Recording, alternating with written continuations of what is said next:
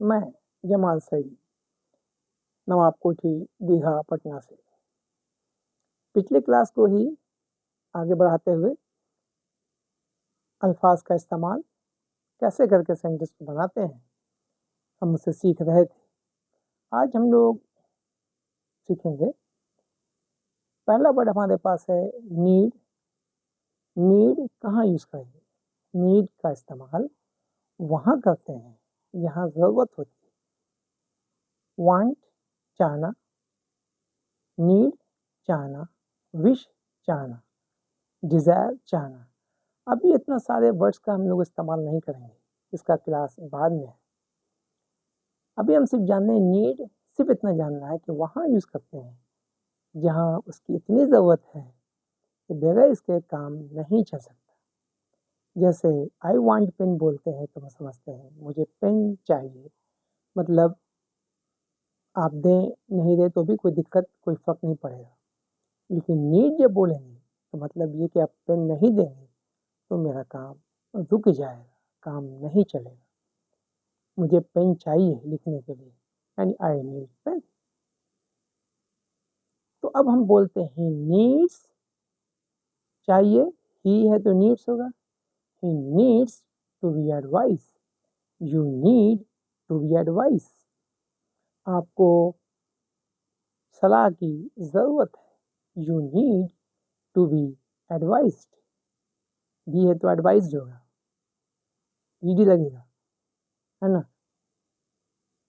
You need to be there, आपको वहाँ होने की ज़रूरत है भाई। वो किचन में जाइए, शादी का टाइम है ना, किचन में रहिए या उस जगह रहिए, आपकी ज़रूरत है।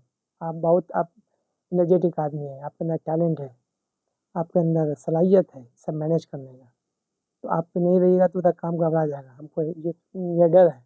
तो इसलिए हम वैसे जगह बोलते हैं, यू वांट नहीं बोलते हैं, यू नीड बोलते हैं, you need to be there, है ना। तो यू नीड कहाँ लगाया हमने? यहाँ पे आपकी ज़रूरत है, आपकी अहमियत को समझ रहे हैं। आप नहीं होंगे तो काम नहीं होगा, you need to be there. आपको अब कोई फाइटिंग कर रहा है, झगड़ा कर रहा है, समझ नहीं रहा है, या कुछ ऐसा ऐसा काम कर रहा है जहाँ पे उसको सलाह की ज़रूरत है। वो पढ़ा लिखा है, समझदार है, लेकिन उसको फिर भी थोड़ा एडवाइस की ज़रूरत है। तो या उसको एक क्लास लेने की ज़रूरत है, या उसको रिफ्रेश करने की ज़रूरत है, या उसको ट्रेनिंग की ज़रूरत है, तो हम ऐसे जनरली बोलते हैं you need to be advised. आपको एडवाइस की ज़रूरत है ना। You need to attend the training, आपको ट्रेनिंग अटेंड करने की ज़रूरत है। ठीक है, आप तो समझ गए कि नीड यूज़ कहाँ कर रहे हैं। उसी तरह से हम बोलते हैं सीम। सीम का मतलब होता है दिखाई देना, नीड का ज़रूरत, सीम दिखाई देना।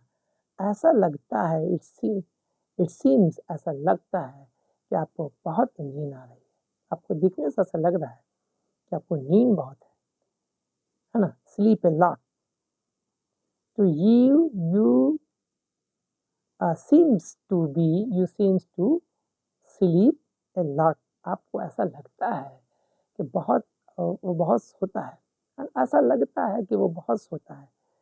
he seems uh, he seems या you seem to sleep a lot। आपको लगता है कि बहुत सोते हैं आप, you seem to sleep a lot।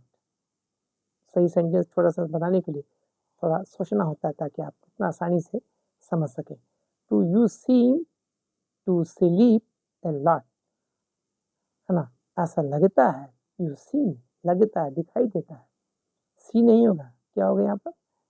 Seems. क्या होगा? सी से बना सीम्स। सीम्स दिखाई देता है, ऐसा लगता है कि आप बहुत सोते हैं। You seem to sleep a lot. Sleep verb है, इसके पहले टू लगाया। You seem to sleep a lot, ऐसा लगता है कि आप बहुत सोते हैं, है ना। ऐसा लगता है कि आप बहुत पढ़ते हैं। You seem to read a lot, to read too much. कब पढ़ते हैं? रात में, एट नाइट, है ना। लगता है कि आप बहुत मेहनत करते हैं, ऐसा आपके बॉडी से लग रहा है, आपके बातों से लग रहा है, आपके रैपिडिटी ऑफ मूवमेंट से लग रहा है, आपके एक्शन और स्टाइल से लग रहा है, आपके शेप और साइज से लग रहा है। एक कहने एक बात कर रहा है, तो हमको ऐसा लग रहा है कि आप बहुत मेहनत करते हैं, you seem to labour hard, आप लगता है कि बहुत मेहनत करते हैं, है ना। To you seem to sleep, sleep a lot, बहुत सोते हैं, ऐसा लगता है यू स्लीप, बहुत जागते हैं, है ना। तो इस तरह से सेंटेंस को ऐसे से बनाते हैं, है ना। ऐसा लगता है यू सीम, वो लगता है, ही सीम्स वो लगती है, शी सीम्स वे लोग लगते हैं, दे सीम, है ना।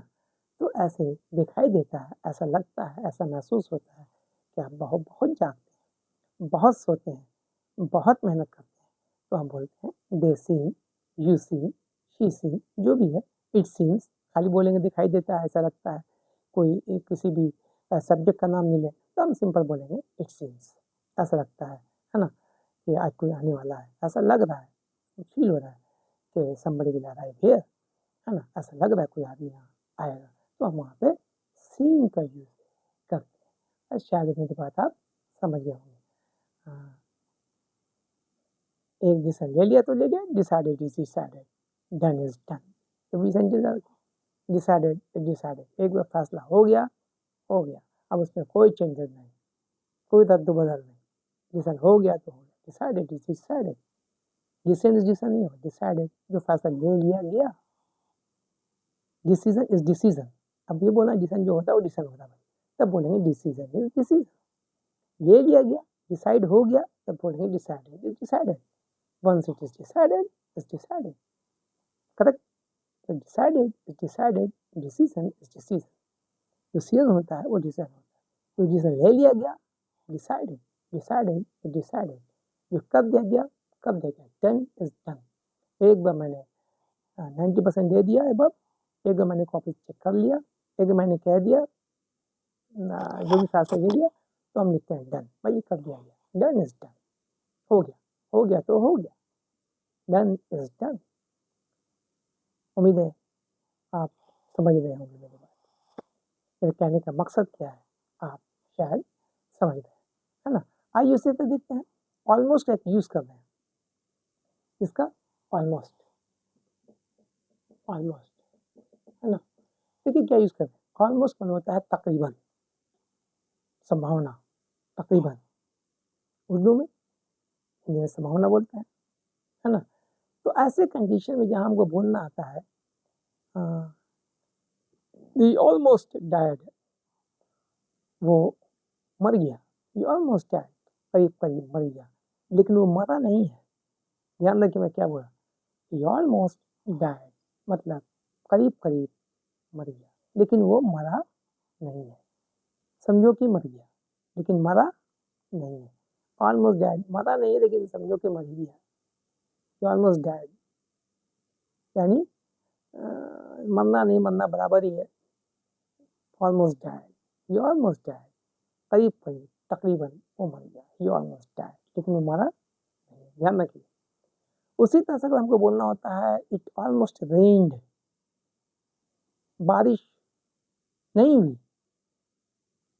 बारिश होते होते रह गई, होने वाली थी, अब पूरा बादल घिरा हुआ था, एकदम पूरा ओवरकास्टेड था, ओवर क्लाउडेड था, चारों तरफ ये बादल थे, एवरी नूक एंड कॉर्नर, है ना, ऑल राउंड जो है बादल ही बादल था, लेकिन क्या किया गया है, बादल तो आया लेकिन बारिश नहीं हुई, यानी बारिश होते होते रुक गई, एक बारिश गानी बनाने हो गया, एक बारिश उधर हो गई, दूसरे इलाके में हो गया, यहाँ होते होते रह गया, इट ऑलमोस्ट रेन्ड, तब बोलते हैं इट ऑलमोस्ट, क्या बोलते हैं, इट ऑलमोस्ट रेन्ड, रेन नहीं होगा, रेन्ड, इट ऑलमोस्ट रेन्ड, बारिश होते होते रह गई, यानी बारिश हुई नहीं, यानी क्या मैंने कहा कि बारिश होते होते रह गई, यानी बारिश हुई नहीं, इट ऑलमोस्ट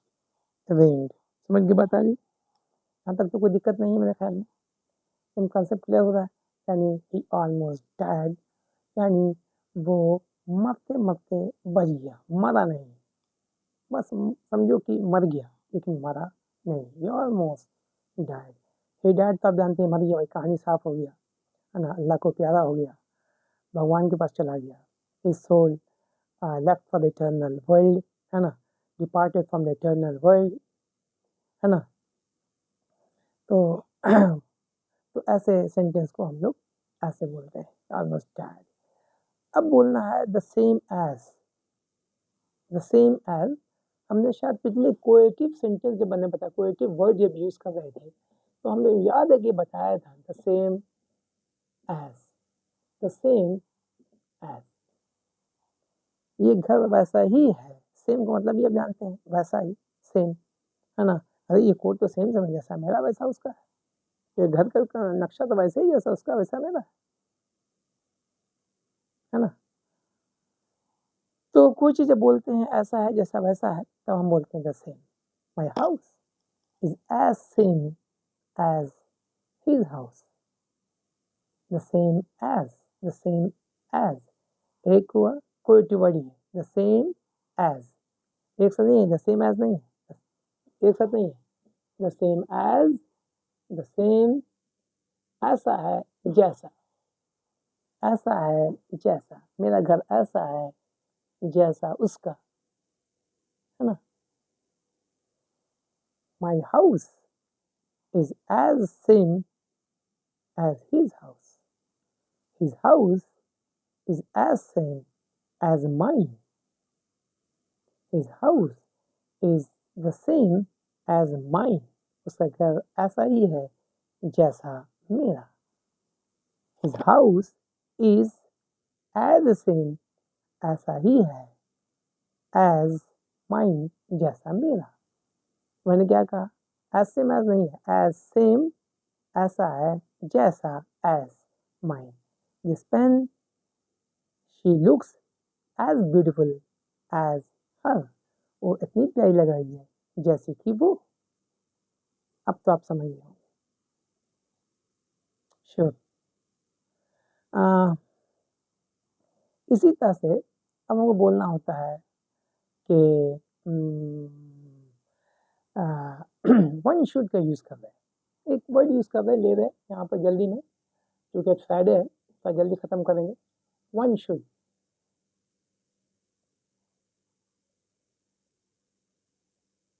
वन शुड यहाँ वर्ड यूज़ कर रहे हैं। वन जब यूज़ किया तो हम यहाँ बताना चाह रहे हैं वन का यूज़ कैसे करेंगे, कहाँ करेंगे। वन ऐसे जगह यूज़ करते हैं जहाँ पे ये बताना होता है, किसी का नाम नहीं ले, राम, श्याम, अजय, अकबर, अनवर, मैथ्यू, सुरेश का नाम नहीं ले रहे।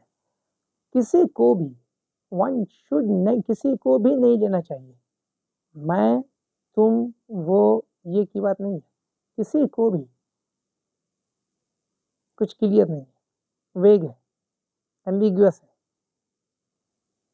वन शुड नॉट टेक, किसी को भी खामखा का एडवांटेज नहीं उठाना चाहिए, है ना। एक गलती हो गई और आदमी बेचारा बोल रहा है, तो किसी को भी इसका फायदा नहीं उठाना चाहिए। One should not take undue advantage of this situation. One should do one's duty, हर एक आदमी को अपना अपना काम करना चाहिए। मैंने नहीं कहा है आपको, मेरे को, उसको, इसको, किसी को भी, हर एक आदमी को अपना अपना काम करना चाहिए, अपनी रिस्पॉन्सिबिलिटी को समझना चाहिए। तो कहेंगे one should do one's duty, समझ गए। One should do, one should कर देते हैं इसमें, one should do one's duty, है ना। अरे वन है तो वंस हो जाएगा, कहते ही है तो हिज हो जाएगा, दे है तो ये हो जाएगा, शी है तो हर हो गया, उसको अपना काम करना चाहिए, शी है तो हर, उन लोगों को अपना करना चाहिए, तो दे है तो डियर, उस से वन है तो वंस। हर एक आदमी को अपना अपना काम करना चाहिए, किसी को भी इसका फायदा नहीं उठाना चाहिए, इसके कमजोरी का, इसके नर्मता का। One should not take undue advantage, one should not take undue advantage of this situation. इस सिचुएशन से, इस वीकनेसेस से, इस टिमिडनेस से, या इस सिचुएशन से किसी को भी फायदा नहीं उठाना। One should not take undue advantage of this undue softness. ये जो अनड्यू वर्ड यूज किया, अब तो ये आप भी यूज कीजिए, one should not take undue advantage of this undue softness. One should not take undue advantage of this situation. ऐसा हो गया, अब क्या किया जाए, ऐसा तो गलती हो गई, अब ऐसा नहीं गलती हुई तो जो चाह रहा बोले जा रहा है अनाप शनाप उल्टा सीधा, फेवर इन फेवर, है ना। तो फेवर और अगेंस्ट से बोलना नहीं बोलना चाहिए। इसका किसी को भी, किसी घर में आग लग गया, किसी के यहाँ परेशानी है, कुछ ऐसी बात है, तो हमको उसका नाजायज़ फ़ायदा नहीं उठाना चाहिए कि चलो एक ऐसा मौका मिल गया बेटा का, आज इसके खिलाफ ना प्रोपेगेंडा कर दो, आज इसको इसको ज़लील कर दो, आज ये मौका मिला है। नहीं, one should not take advantage of this situation. अब समझ गए कि वन टू यूज़ कहाँ गया, मैंने किसी का यूज़ नहीं किया, एक वर्ड दिया वन, किसी को भी। Hope you understand my class. Are you getting my point? कुछ ऐसी परेशानी है, कुछ ऐसा प्रॉब्लम्स है, कुछ ऐसा कहना चाह रहे हैं कि स्लो पढ़ाएँ या इस तरह से पढ़ाएँगे तो और आसानी होगी। जो भी आपके माइंड में चल रहा है, आप मुझे बताइए, इंशाल्लाह अगली क्लास में हम लोग उसको करेक्ट करेंगे। सलाह की ज़रूरत है। Hope are you getting my point? Thank you.